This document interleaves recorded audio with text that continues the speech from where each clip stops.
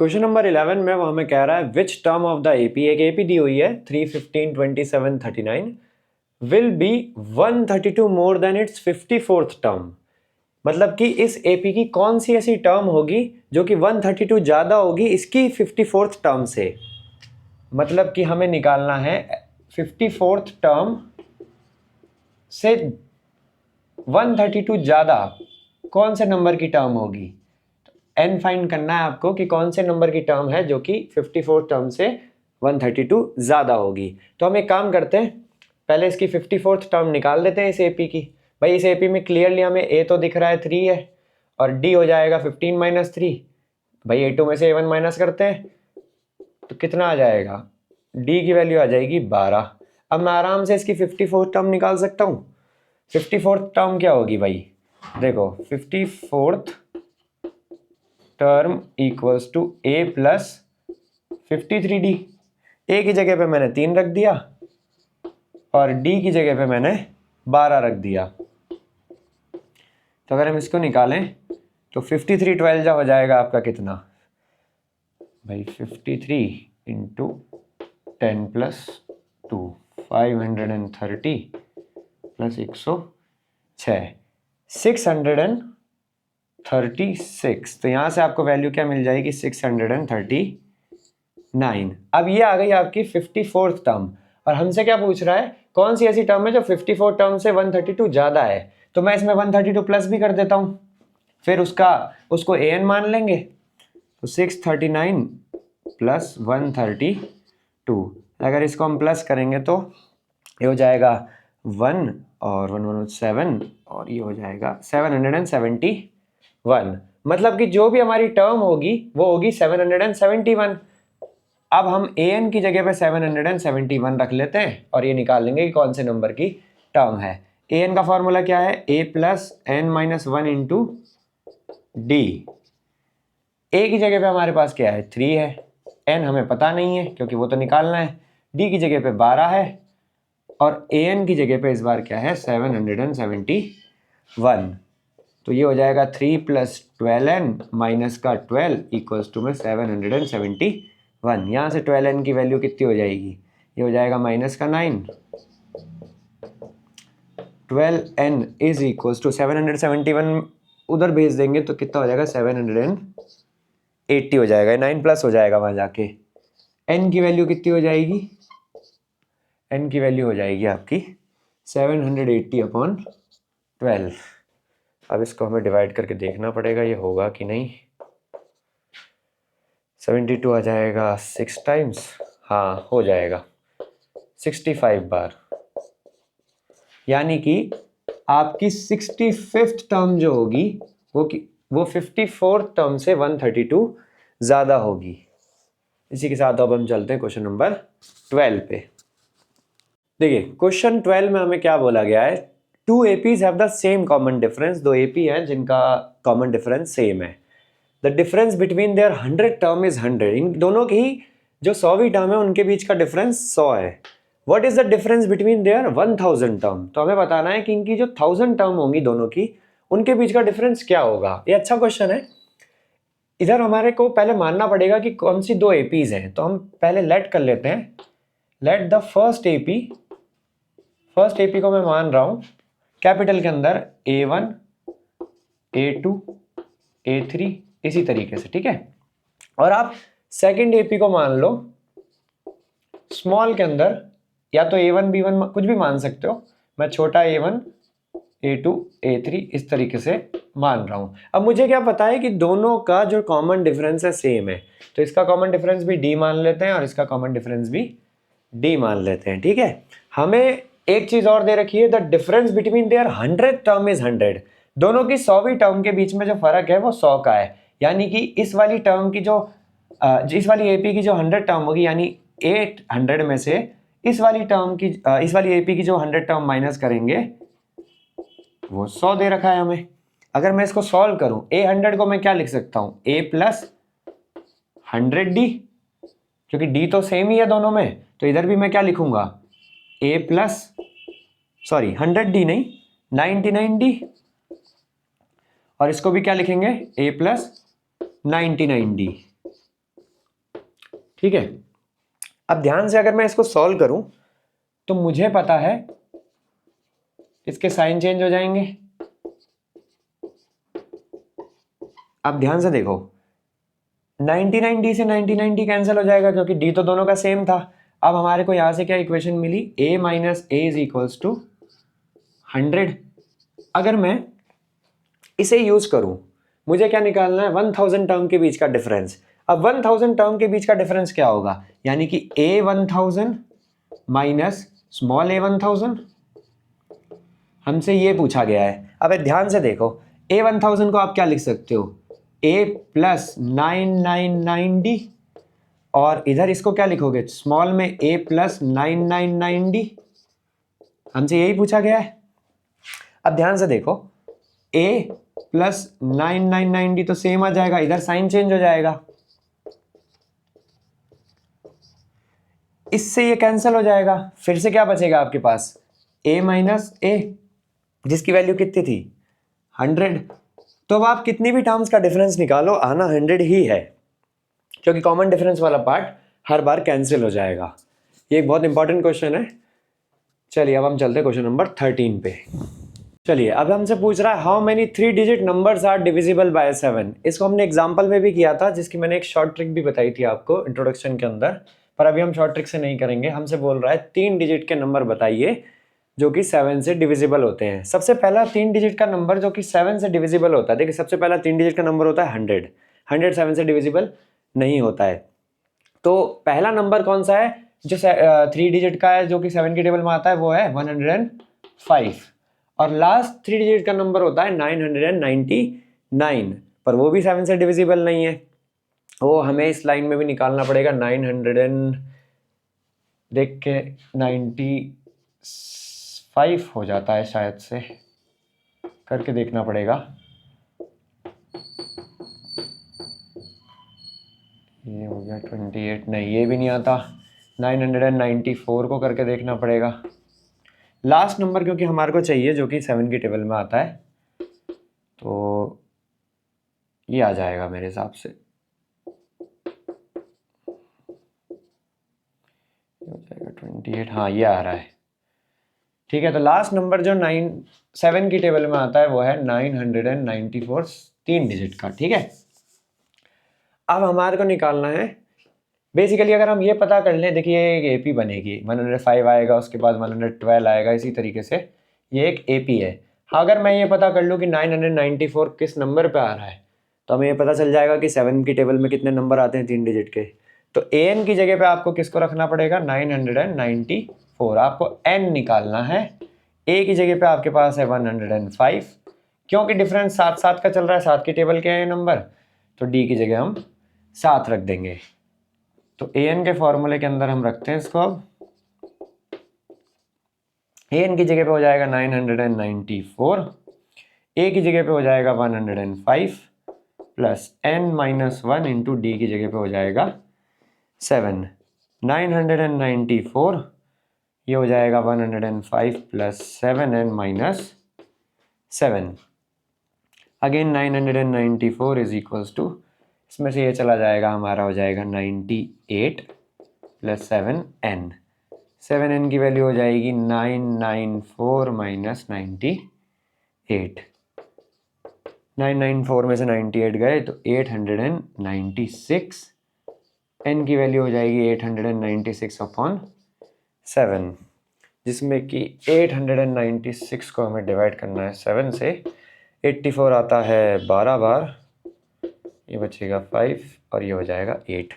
128 ऐसे नंबर होंगे जो कि 7 की टेबल में आते हैं 3 डिजिट के, ऐसे 128 टोटल नंबर्स है। ठीक है, अब हम चलते हैं क्वेश्चन नंबर 14 की तरफ। क्वेश्चन नंबर 14 में वो हमें कह रहा है हाउ मेनी मल्टीपल ऑफ 4, अगर मिस्टेक हो गई है, multiple of 4 lies between 10 and 250।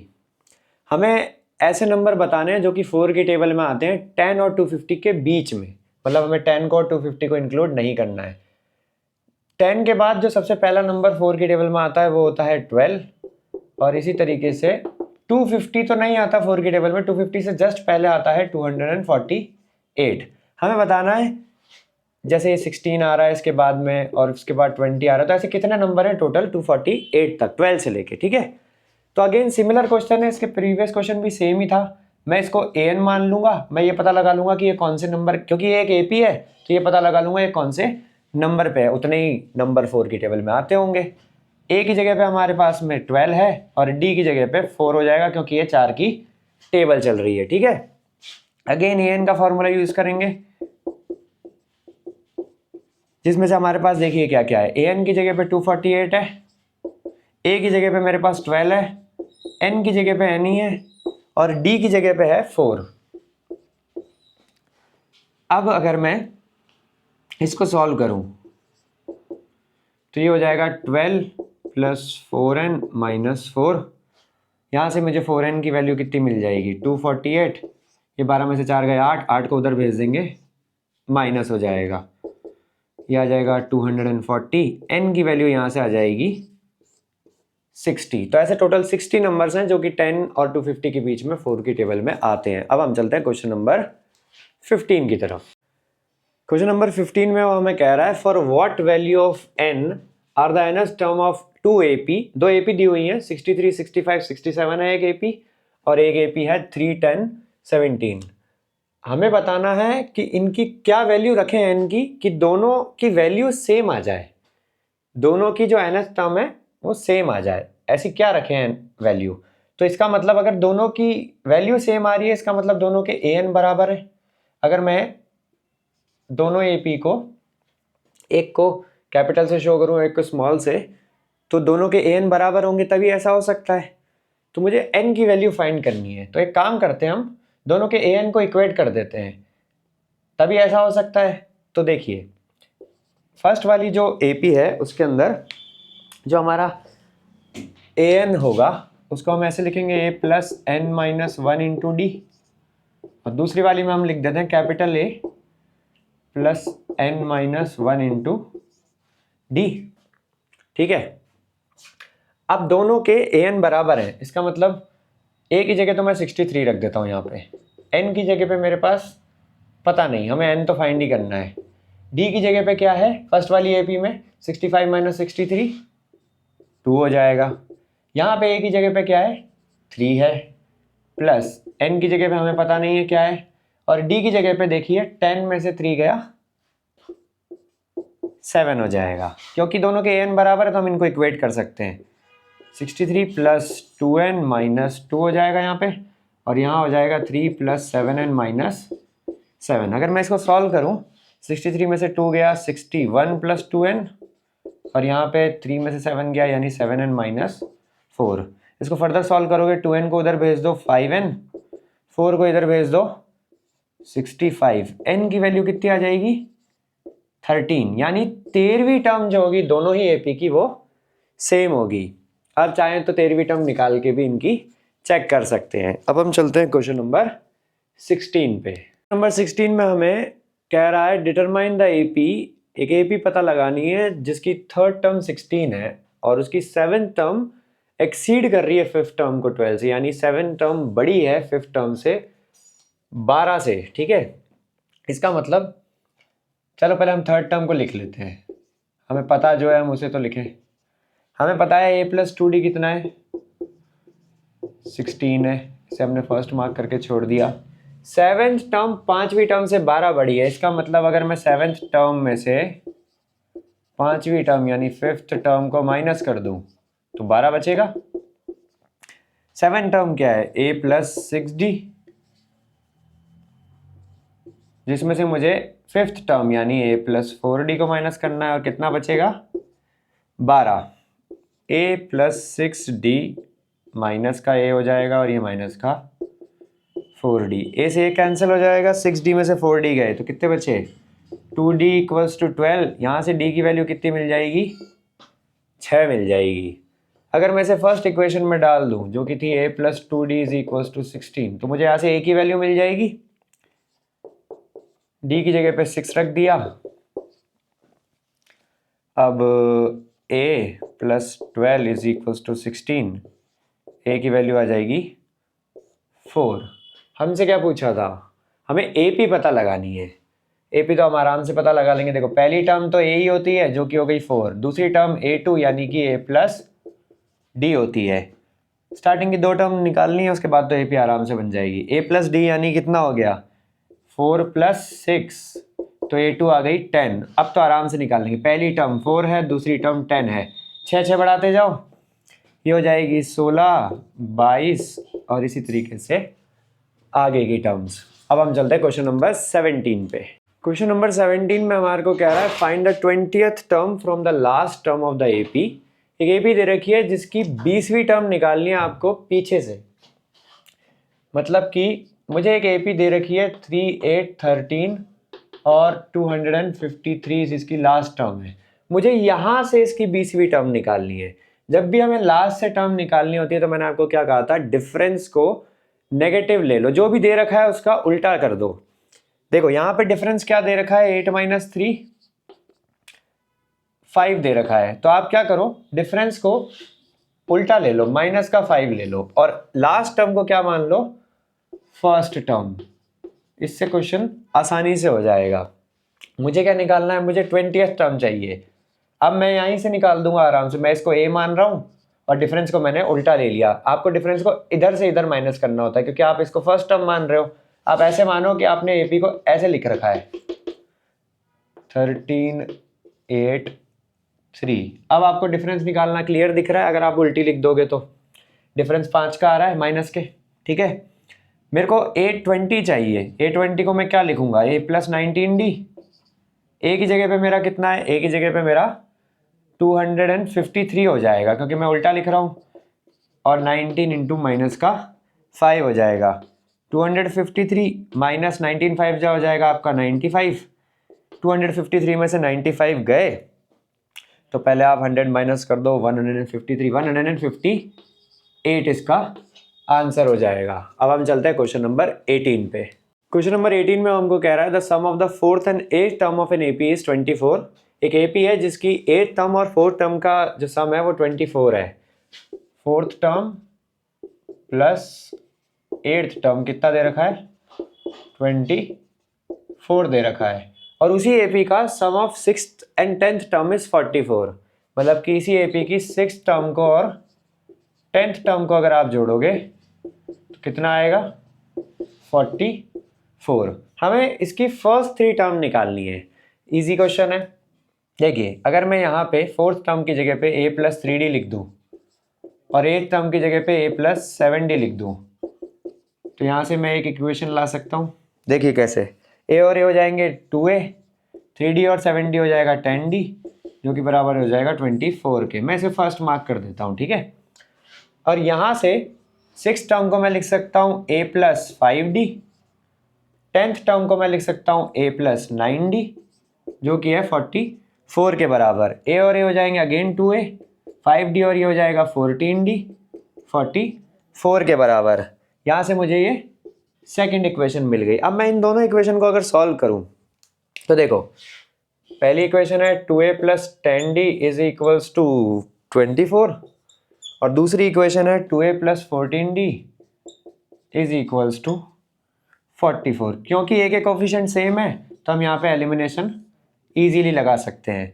2A से 2A कैंसिल हो जाएगा। अगर मैं फर्स्ट में से सेकंड को माइनस करूँ, 10D में से ये गए तो माइनस के 4D बचेंगे, 24 में से 44 गए तो 20 बचेंगे, काहे के, नेगेटिव के। नेगेटिव से नेगेटिव कैंसिल हो जाएगा, D की वैल्यू आ जाएगी 5।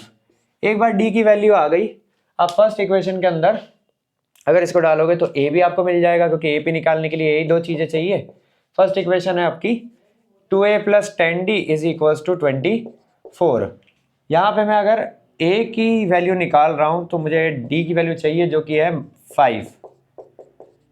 2A plus 50 is equals to में 24 हो जाएगा। 2A की वैल्यू हो जाएगी 24 माइनस 50, यानी कि twice of A is equals to minus का 26। A की वैल्यू यहाँ से कितनी निकल के आ जाएगी, माइनस का 13। आपको AP की पहली 3 टर्म चाहिए। आपके पास A 13 है नेगेटिव का और D है 5, तो अगर मैं इसमें 5 जोड़ूंगा तो कितना हो जाएगा, 8 हो जाएगा नेगेटिव का। फिर मैं इसमें 5 जोड़ूंगा तो कितना हो जाएगा, माइनस का 3 हो जाएगा। स्टार्टिंग की 3 टर्म हमने निकाल दी। इसी के साथ अब हम चलते हैं क्वेश्चन नंबर 19 पे। नंबर 19 में हमें कह रहा है Subba Rao started working in 1995। Subba Rao कोई आदमी है जिसने 1995 में काम करना स्टार्ट किया और उसकी जो एनुअल सैलरी थी, साल की सैलरी थी, वो 5000 रुपीज़ थी, ठीक है। और उसको साल का इंक्रीमेंट मिलता था 200 रुपये का उस टाइम पे। तो 1995 में जो इसकी सैलरी है वो 5000 है, 1996 में जो इसकी सैलरी होगी वो 5200 हो जाएगी, और 1997 में इसकी जो सैलरी होगी वो 5400 हो जाएगी। हर साल 200 रुपये इंक्रीज हो रही है। हमसे पूछ रहा है कि कौन से साल में जाके इसकी जो सैलरी है बढ़ के 7000 हो जाएगी। भाई 7000 तो हो ही जाएगी किसी ना किसी तरीके से, क्योंकि बढ़ रही है उसकी, पर कब होगी? अब हम ऐसे 200 प्लस करके तो निकालेंगे नहीं।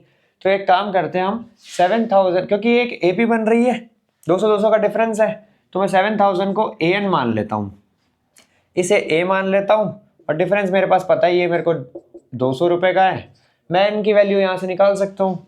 तो ए एन का फॉर्मूला क्या होता है? A plus n minus 1 into d. यहाँ पे ए एन की जगह पे हमने कितना रखा? 7000। ए की जगह पे 5000 प्लस एन की जगह पे, एन हमें पता नहीं है, और डी की जगह पे हो जाएगा 200। 7000 equals to 5000 plus 200 n minus 200। अगर मैं इसे सॉल्व करूं, 5000 में से 200 गए, 4800 प्लस 200 एन, 200 एन की वैल्यू हो जाएगी यहाँ पे 7000 माइनस 4800, ठीक है। 200 एन की वैल्यू हो जाएगी कितनी? ये हो जाएगा 2200। एन की वैल्यू हो जाएगी 11। अगर आप इसको और इसको काटोगे, 11 साल बाद 11वें साल इसकी जो सैलरी है वो क्या हो जाएगी? 7000 हो जाएगी। तो 1995 में अगर आप 11 जोड़ोगे तो 2000 कितना हो जाएगा? 2006 हो जाएगा। 2006 में जाके इसकी जो सैलरी है वो कितनी हो जाएगी? 7000 हो जाएगी। अब हम चलते हैं क्वेश्चन नंबर 20, जो कि लास्ट क्वेश्चन है। क्वेश्चन नंबर 20 में वो हमें कह रहा है Ramkali saved ₹5 in its first week of the year. Ramkali है वो पहले हफ्ते जो साल का होता है उसमें 5 रुपये सेव करती है। देन अपनी वीकली सेविंग को हर हफ्ते 1.75 रुपीज़ से बढ़ाती है। मतलब जनवरी का जो पहला हफ्ता है उसमें वो 5 रुपये सेव करेगी, अगले हफ्ते वो 1.75 रुपीज़ ज़्यादा यानी 6.75 रुपीज़ करेगी, उसके अगले हफ्ते वो 1.75 रुपीज़ और ज़्यादा करेगी, यानी कि इसमें अगर 1.75 जोड़ दो तो 8.5 रुपीज़। इसी तरीके से वो सेव करती जाएगी। हमें कह रहा है कि if in the nth week, किसी वीक में जाके अगर उसकी वीकली सेविंग जो है वो 20.75 रुपीज़ हो जाती है, तो आपको पता लगाना है कि ये कौन सा हफ्ता है। देखिए भाई, फर्स्ट हफ्ते उसकी इतनी है, सेकेंड हफ्ते इतनी सेव कर लेती है, थर्ड हफ्ते इतनी, तो हमें बताना है कि ये कौन सा हफ्ता होगा। मान लीजिए nth हफ्ता है और मैं इसको an मान सकता हूँ, मुझे n की वैल्यू चाहिए, a मेरे पास है और d भी है, d क्योंकि हर बार आप 1.75 बढ़ा रहे थे तो d की जगह ये आ जाएगा।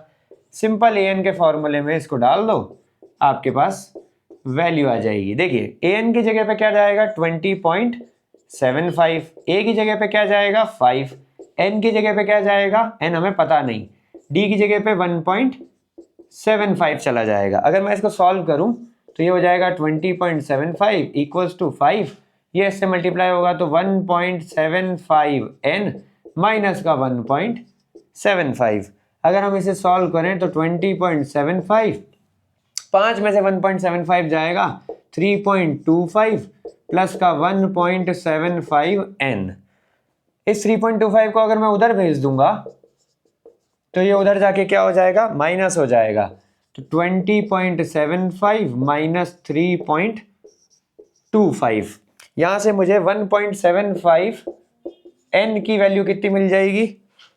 देखिए 25 तो इसमें से माइनस हो जाएगा, एक बार साइड में कर ही लेते हैं, 3.25 तो ये हो गया 5, 17.50,